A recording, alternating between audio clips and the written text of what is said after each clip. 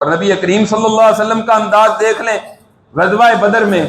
آپ ساری کائنات کے سردار،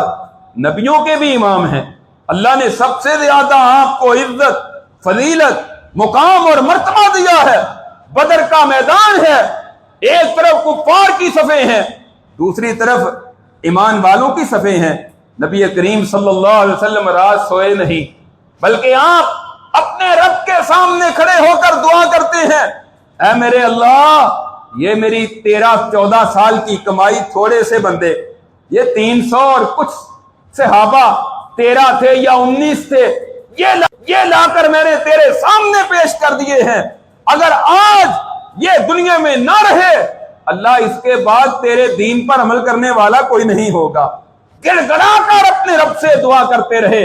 ایک اللہ سے مدد مانگ رہے ہیں، اللہ تو نے ہماری مدد کرنی ہے۔